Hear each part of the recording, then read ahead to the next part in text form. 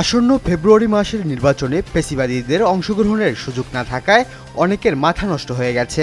জনগণের স্বতঃস্ফূর্ত অংশগ্রহণের মাধ্যমে একটি সুষ্ঠু ও সুন্দর নির্বাচন অনুষ্ঠিত হবে বলে জানিয়েছেন স্থানীয় সরকার, পল্লী উন্নয়ন ও সমবায় মন্ত্রণালয়ের উপদেষ্টা আসিফ মাহমুদ সজীব ভূঁইয়া।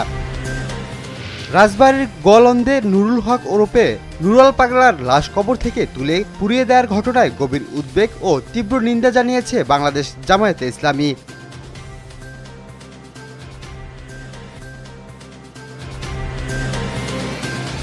সীসাবার পরিচালনার অভিযোগে রাজধানীর বারিধারা থেকে ডন সেলিম সহ ৯ জনকে গ্রেপ্তার করেছে গুলশান থানা পুলিশ।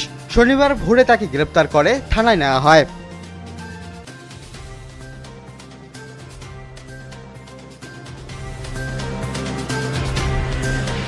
ফিলিস্তিনের ৩টি মানবাধিকার সংস্থার উপর নিষেধাজ্ঞা আরোপ করেছে যুক্তরাষ্ট্র।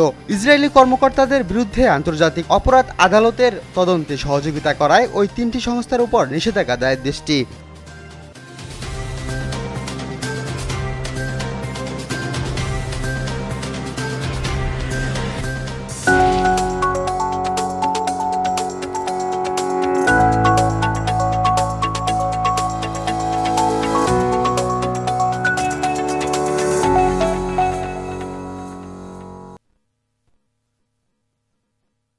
চট্টগ্রামের পটিয়ায় বিএনপির ৪৭তম প্রতিষ্ঠাবার্ষিকী উপলক্ষে বিএনপি ও সহযোগী সংগঠনের উদ্যোগে বর্ণাঢ্য র্যালি ও সমাবেশ অনুষ্ঠিত হয়েছে।